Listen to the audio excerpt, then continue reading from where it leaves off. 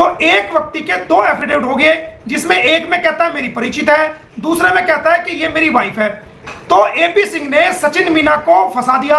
अब इसके खिलाफ फोर्जरी करने 420 का कोर्ट अपना आप कोर्ट में दी। जब कोर्ट ने हमारे खिलाफ जो इसने फाइल की, तो उसमें कोर्ट ने रिपोर्ट मांगी कि आप पुलिस का इस मामले में क्या कहना है, पुलिस जांच करके बताए। तो पुलिस ने अपनी रिपोर्ट कोर्ट में पेश कर दी कि जनाब इसमें कोई क्राइम नहीं बनता, किसी का कोई इसके अंदर जो ना रोल नहीं है, और ये यूट्यूब पे पैसे कमाते हैं और पैसे कमाने के लिए ये इस प्रकार की बातें कर रहे हैं और झूठे इल्जाम लगा रहे हैं। किसी प्रकार का कोई इसमें अपराध नहीं बनता। पुलिस ने सचिन को यह भी लिखा उसके अंदर रिपोर्ट के अंदर कि ये तथाकथित पति है सीमा हैदर का, यानी कि डाउटेबल, जिसको पति नहीं कहा जा सकता, तथाकथित, और इनके ऊपर ही मुकदमा दर्ज है। तो अब कोर्ट में रिपोर्ट आ गई और आने के बाद उसमें 4 तारीख लगी हुई है, जो आने वाली 4 तारीख है। अब मई जून 4 जून को कोर्ट उस पर सुनवाई करेगी। तो जब 4 जून लगी हुई है तो आज ऑर्डर कैसे हो गया भाई? आप झूठ की दुकान चला रहे हो, आप झूठ बोल रहे हो कि इन्वेस्टिगेशन के ऑर्डर हो गए, अमेरिका से ये आएगा। अरे भारत की एजेंसी, भारत की पुलिस, भारत का महकमा क्या सक्षम नहीं मानते आप?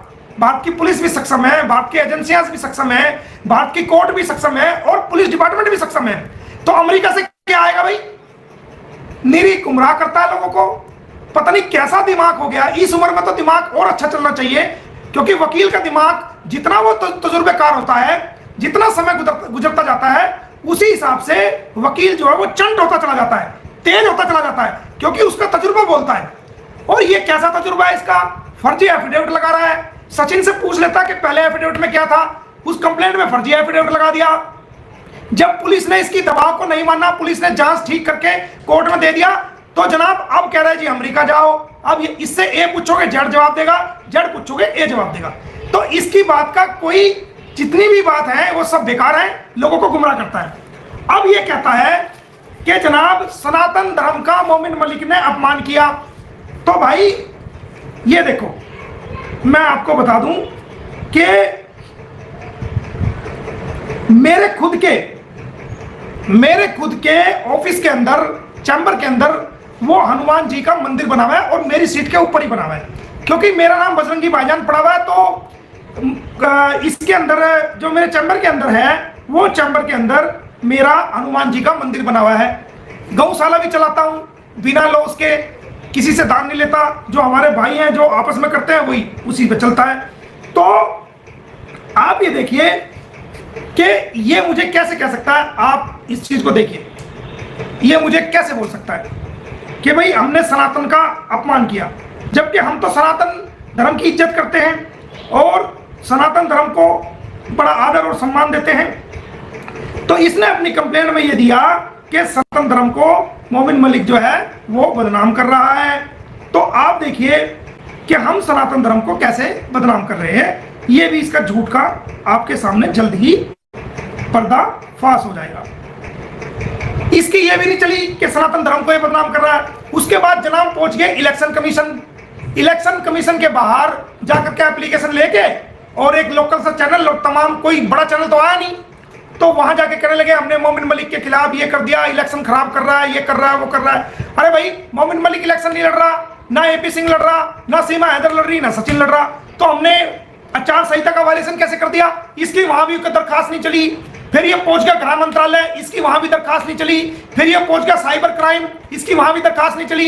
ये पहुंच गया पुलिस स्टेशन, इसकी वहां भी दरखास्त। इसके जहां जहां इसने झूठी कंप्लेंट दी, बार काउंसिल में दे दी, बार काउंसिल ऑफ इंडिया को दरखास्त दे दी, आनंद फानम में, इसकी कोई दरखास्त नहीं चली, कहीं से कहीं तक भी नहीं चली। आखिरकार अब ये नए नए ड्रामे करने लगा। आज इसका मुंह देखो, इतना सा हो रहा है, बिल्कुल इतना सा, कोई चेहरे पे हंसी नहीं, ऐसा हो रहा है जैसे अब रोया, अब रोया, अब रोया, ऐसा हो रहा है। तो ऐसा आप काम क्यों करते हो जिससे आपको आपकी इज्जत खराब हो, जिससे लोग आप पे उंगली उठाएं, जिससे आपकी रोने जैसी शक्ल हो जाए? आप अच्छे काम करो, आप गलत काम क्यों करते हो? गलत काम का साथ क्यों देते हो? जब आप गलत काम का साथ दोगे, सच्चाई का साथ नहीं दोगे, झूठ के साथ खड़े हो जाओगे, तो आपकी बेइज्जती तो अपना आप होगी। अगर मैं भी ऐसा करने लगूं तो मेरी भी होगी, वो तो कोई भी करके देख लो, तो उसमें क्या दिक्कत है?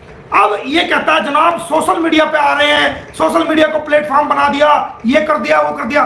भाई मेरे को एक बात बताओ कि 1 साल से जब से सीमा भारत में आई है इलीगल तरीके से, हेमंत ने उसकी बेल करा दी। आप तो उसके वकील भी नहीं थे, आप तो रोज चैनल पे 4-4 5-5 चैनल लेके उसके घर पहुंच जाते थे कि भाई नए नए इंटरव्यू देते थे कि मैं वकील हूं, जबकि आप उसके जो स्टेट केस जिसमें जमानत हुई है उस मामले में आप वकील भी नहीं थे। हेमंत परासर उसमें वकील था। तो आप तो रोज बाइट दे रहे हो, घंटे घंटे बैठ करके नए नए चैनल लेके जा रहे हो, आज ये प्रोग्राम कर रहे हो, आज ये प्रोग्राम कर रहे हो, बच्चों का धर्म परिवर्तन करा रहे हो, वहां भी चैनल लेके पहुंच रहे हो। 1 साल से टीआरपी के चक्कर में, सस्ती शोहरत हासिल करने के चक्कर में, पब्लिसिटी के स्टंट के चक्कर में आप घंटों घंटों जो है मीडिया पे बैठे रहते थे, सोशल मीडिया पे बैठे रहते थे, सारे चैनलों पे बैठे रहते थे। उस वक्त आपको साइबर क्राइम का टेररिज्म नहीं दिखा आपको? जब एक पाकिस्तानी इलीगल महिला के साथ आप घंटों घंटों चैनल पे बैठे रहते थे, घंटों घंटों नए नए चैनलों पे, बड़े बड़े चैनलों पे आप बाइट देते थे, इंटरव्यू देते थे, उस वक्त आपको नहीं दिखाई दिया? आप इसको एक तरफ समझाते थे सीमा को, आपकी वीडियो वायरल हुई कि अगर आपसे आईबी पूछे तो ये कहना, अगर आपसे रा पूछे तो ये कहना, अगर आपसे एटीएस पूछे तो ये कहना, अगर आपसे पुलिस पूछे तो ये कहना। वो वीडियो भी दुनिया ने देखी है, सभी ने देखी है ना वो वीडियो। एपी सिंह की वायरल हुई वो वीडियो, उसमें गुमराह कर रहा है। यानी कि हमारे देश की एजेंसी अगर सीमा से, हमारी आईबी इंटेलिजेंस ब्यूरो अगर सीमा से कोई पूछताछ कर रहा है तो ये सीमा को गुमराह कर रहा है कि ये पूछे तो ये बोलना, ये पूछे तो ये बोलना। आईबी अगर पूछती है, रो अगर पूछती है, एटीएस अगर पूछती है, पुलिस अगर पूछती है तो आपको ये बोलना है, ये बोलना। तो आप तो देश के साथ सबसे बड़ी गद्दारी तो आप कर रहे हो।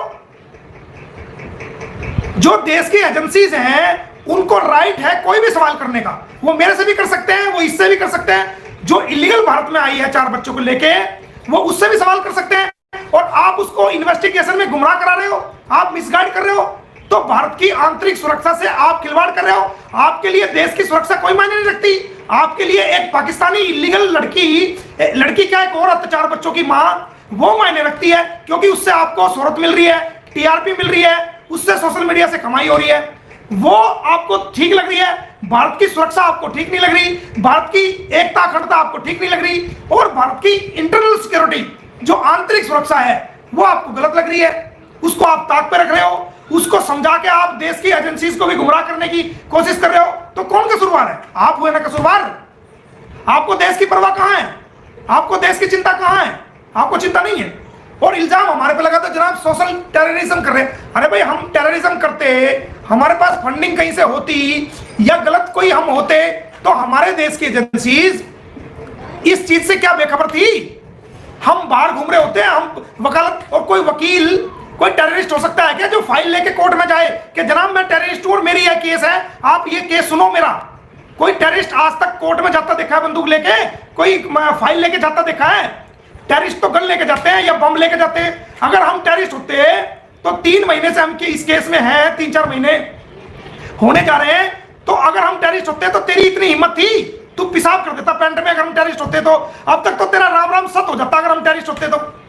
और तेरी सीमा आ रही है, सचिन में इतनी हिम्मत थी, अगर हम टेररिस्ट होते तो इतना बोल जाते। कोई नहीं बोलता,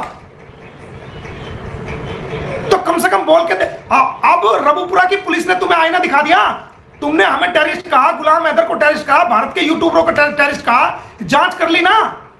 जहां सामने आगे दूध का दूध पानी का पानी हो गया ना। इलेक्शन कमीशन ने दूध का दूध पानी का पानी कर दिया, नहीं कर दिया? और जो साइबर क्राइम की जो तू बात कर रहा है, साइबर की बात कर रहा है, साइबर सेल की, तो वो भी तो तुझे जानते हैं कि तू कौन है, तेरी क्या औकात है, तेरी क्या अहमियत है भारत में, समाज के अंदर तेरी क्या रेपुटेशन है। वो साइबर क्राइम वाले को पता नहीं है क्या कि देश में निर्भय बहन के साथ बलात्कार हुआ था चलती बस के अंदर, और सारा देश एक तरफ खड़ा था, रियो एक तरफ खड़ा था, ये देश के अगेंस्ट खड़ा था, ये सुप्रीम कोर्ट के अगेंस्ट, ऑर्डर के अगेंस्ट खड़ा था ये बंदा। जब नहीं दिखाई दिया क्या? साइबर क्राइम वाले जानते नहीं है क्या? साइबर क्राइम वाले को मेरे बारे में नहीं पता है क्या? या सचिन के बारे में नहीं पता, या सीमा के बारे में नहीं पता? उनको सब पता है। समझ गया? तू अमेरिका से मंगवा ले, तू ईरान से मंगवा ले, भूटान से मंगवा ले, तू दुनिया के किसी देश से जांच मंगवा ले। समझ गए?